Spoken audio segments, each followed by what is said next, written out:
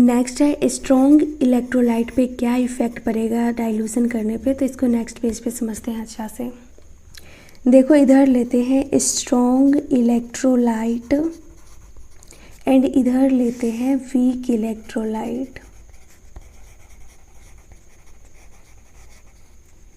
And दोनों पे dilution करने से क्या इफ़ेक्ट पड़ेगा। तो सबसे पहले हम मोलरिटी लिखे, तो मोलरिटी होता है मोल बाय वॉल्यूम। तो डाइल्यूशन करने पे वॉल्यूम इंक्रीज होता है तो कंसंट्रेशन डिक्रीज़ होगा, दोनों में कंसंट्रेशन जो होगा वो डिक्रीज़ होगा। ये हो गया फर्स्ट पॉइंट। एंड सेकेंड में हमें पता है डिग्री ऑफ डिसोसिएशन को अल्फ़ा बोलते हैं एंड ये होता है √Ka/C। तो कंसंट्रेशन डिक्रीज़ करेगा तो अल्फ़ा इंक्रीज़ करेगा, तो इधर भी अल्फ़ा इंक्रीज़ करेगा। एंड थर्ड पॉइंट हो गया अल्फ़ा इंक्रीज़ करेगा मतलब कि नंबर ऑफ आयंस भी इंक्रीज़ करेगा। तो यहाँ पे भी वही होगा, अल्फ़ा इंक्रीज़ करेगा तो नंबर ऑफ आयंस इंक्रीज़ करेगा। बट स्ट्रॉन्ग इलेक्ट्रोलाइट्स में क्या होता है कि ऑलरेडी ये 90% डिसोसिएट हो जाता है एंड और डाइल्यूशन करने पे कितना होगा, मैक्सिमम 10% डिसोसिएट हुआ है, मतलब ये 90% से अब हो गया है 100%। वही हम वीक इलेक्ट्रोलाइट का बात करें तो वीक इलेक्ट्रोलाइट में पहले 3 से 10% तक डिसोसिएट हुआ होगा, अब डाइल्यूशन करने पे 90% डिसोसिएट हो गया होगा। मतलब कि इधर देखें तो ओनली 100% है तो ओनली 10% इंक्रीज़ हुआ है, और इधर देखें तो ये 90 है और ये 10 है, तो मतलब कि इधर 80% इंक्रीज़ हो गया है। तो इधर एंड फोर्थ में डाइल्यूशन करने से क्या होगा, डिस्टेंस जो आयन के बीच में है प्लस और माइनस के बीच में ये इंक्रीज़ कर जाएगा, और इसमें भी डिस्टेंस जो है प्लस और माइनस आयन के बीच में ये इंक्रीज़ कर जाएगा, दोनों में डिस्टेंस इंक्रीज़ कर जाएगा। तो डाइल्यूशन करने से पहले डिस्टेंस ये होगा मान लेते हैं, तो इसको A मान लेते हैं एंड डाइल्यूशन करने के बाद जो डिस्टेंस हो गया वो ये हो गया, इसको B डिस्टेंस मान लेते हैं। तो फोर्स जैसे ही डिस्टेंस इंक्रीज़ करेगा अट्रैक्टिव फोर्स डिक्रीज़ कर जाएगा, तो यहाँ पे फोर्स जो सबसे ज़्यादा होगा A का होगा फिर B का होगा, इसमें भी फोर्स सबसे ज़्यादा A का होगा फिर B का होगा। फोर्स ज़्यादा रहेगा तो उसको ज़्यादा पकड़ के रखेगा एंड फोर्स कम रहेगा तो उसको फ्री छोड़ देगा। तो स्पीड जो अगर हम देखें तो स्पीड B आयन का ज़्यादा होगा कंपेयर टू A, इसमें भी स्पीड जो होगा वो B आयन का ज़्यादा होगा compare to A। And speed जो होता है ये डायरेक्टली प्रोपोर्शनल होता है कंडक्टेंस का, तो इसमें भी स्पीड जो होगा वो डायरेक्टली प्रोपोर्शनल होगा कंडक्टेंस का। तो हम देखे हैं कि जो मतलब कि अल्फ़ा इंक्रीज़ करता है, मतलब कि डिग्री ऑफ डिसोसिएशन इंक्रीज़ करता है, तो नंबर ऑफ आयंस यहाँ पे इंक्रीज़ किया है। बट स्ट्रॉन्ग इलेक्ट्रोलाइट में क्या होता है कि ये 90% पहले से ही डिसोसिएट रहता है, बाद में ये जब 100% होता है तो मात्र 10% यहाँ पे इंक्रीज़ किया है।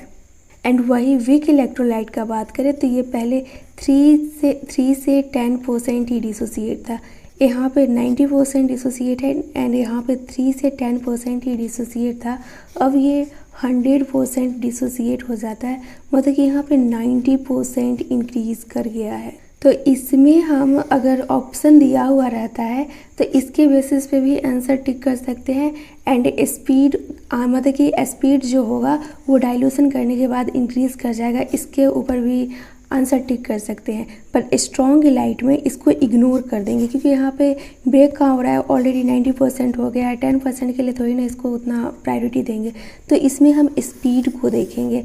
अगर क्वेश्चन में दोनों ऑप्शन गिवन है तो हम स्पीड को ज़्यादा प्रायोरिटी देंगे, तो यही P/Q में पूछा गया था। मतलब कि क्वेश्चन में ऑप्शन दिया गया था कि डिग्री ऑफ डिसोसिएशन इंक्रीज़ करेगा तो नंबर ऑफ आयंस इंक्रीज़ करेगा, ये हो गया फर्स्ट ऑप्शन।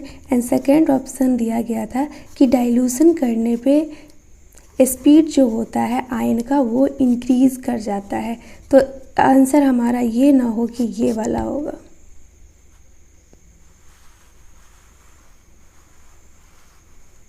तो वही यहाँ पे दिया गया है। अल्फ़ा जो होता है √Ka/C होता है, कंसनट्रेशन डिक्रीज़ करेगा तो अल्फ़ा इंक्रीज़ करेगा।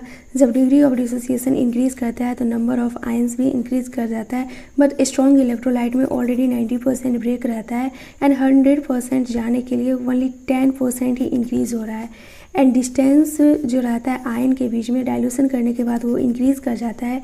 देख सकते हैं पहले ये डिस्टेंस था, अब ये डिस्टेंस हो गया है, तो मतलब कि अट्रैक्शन फोर्स डिक्रीज़ हो गया है, तो उस पर उतना फोर्स नहीं लगेगा, तो वो आसानी से फ्रीली मूव कर सकता है। तो स्पीड जो होगा वो v का ज़्यादा होगा compare to a, and speed जो होता है ये डायरेक्टली प्रोपोर्शनल कंडक्टेंस का होता है। तो वही PYQ में दिया गया था कि ऑलरेडी स्ट्रॉन्ग इलेक्ट्रोलाइट डिसोसिएट किया हुआ रहता है 90%। तो इसके बेसिस पे आंसर नहीं देंगे कि डिग्री ऑफ डिसोसिएशन बढ़ेगा तो नंबर ऑफ आयंस बढ़ेगा। भाई इसमें जितना बढ़ना था वो बढ़ चुका है, अब डाइल्यूशन करने पे ये होगा कि स्पीड इसमें इंक्रीज़ कर जाएगा। स्ट्रॉन्ग इलेक्ट्रोलाइट के जैसा ही वीक इलेक्ट्रोलाइट में होगा, डाइल्यूशन करने पे सारा अल्फ़ा का वही होगा, नंबर ऑफ आयंस इंक्रीज़ करेगा, डिस्टेंस बिटवीन आयन इंक्रीज़ करेगा, बट इसमें दोनों को प्रायोरिटी देंगे। देखो यहाँ पे 97% आयन मतलब कि 3 to 10% पहले ब्रेक हुआ था एंड बाद में 100% डाइल्यूशन करने के बाद 100% ब्रेक कर जाता है। तो मतलब कि यहाँ पे इतना सारा आयन इंक्रीज़ हो रहा है और यहाँ पे स्पीड भी इंक्रीज़ हो जाएगा डाइल्यूशन करने के बाद। तो यहाँ पे दोनों को प्रायोरिटी देंगे एंड स्ट्रॉन्ग इलेक्ट्रोलाइट में ओनली स्पीड को प्रायोरिटी देंगे compare to number of ion increase कितना हो रहा है। वीक इलेक्ट्रोलाइट का ग्राफ इस टाइप से बनता है एंड यहाँ पे देख सकते हैं ये वीक इलेक्ट्रोलाइट का ग्राफ है एंड स्ट्रॉन्ग इलेक्ट्रोलाइट का ग्राफ देखते हैं कैसे बनता है। यहाँ पे डिवे, ऑनसेयर, हक्कल एक इक्वेशन दिए थे, मोलर कंडक्टेंस V डाइल्यूशन पे and molar conductance infinite dilution -A√C।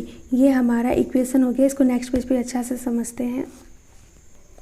ये इक्वेशन है molar conductance at V dilution and molar conductance at infinite dilution -A√C। तो हमें इक्वेशन पता है y बराबर mx + c एंड यहाँ पे लिखे तो ये y हो जाएगा, ये c हो जाएगा एंड इधर -mx हो जाएगा। मतलब कि ये स्लोप जो है यहाँ पे निगेटिव आ रहा है एंड ये है इंटरसेप्ट। तो अब हम इसका ग्राफ बनाएंगे।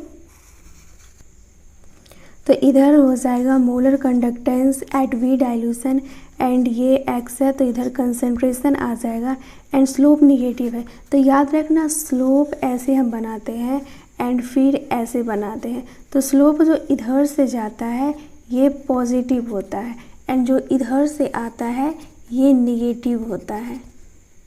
तो यहाँ पे देख सकते हैं स्लोप जो है ये निगेटिव है तो ग्राफ कुछ इस टाइप से बनेगा एंड यहाँ पे जो इंटरसेप्ट है वो इन्फिनाइट दिया गया। तो इस इक्वेशन के अकॉर्डिंग भी देखें तो कंसंट्रेशन डिक्रीज़ कर रहा है, मतलब कि निगेटिव वैल्यू डिक्रीज़ कर रहा है, तो molar conductance at V dilution increase कर रहा है। यहाँ पे देख सकते हैं जैसे जैसे कंसंट्रेशन डिक्रीज़ कर रहा है वैसे ही मोलर कंडक्टेंस इंक्रीज़ कर रहा है। तो ये हो गया स्ट्रॉन्ग इलेक्ट्रोलाइट का ग्राफ है एंड NCERT में जो ग्राफ दिया गया है उसमें एग्जांपल दिया गया है स्ट्रॉन्ग इलेक्ट्रोलाइट में KCl एंड वीक इलेक्ट्रोलाइट का ग्राफ का बात करें तो वो सिंपल इस टाइप से हो जाएगा एंड इसका एग्जांपल दिया गया है CH3C डबल बॉन्ड OH।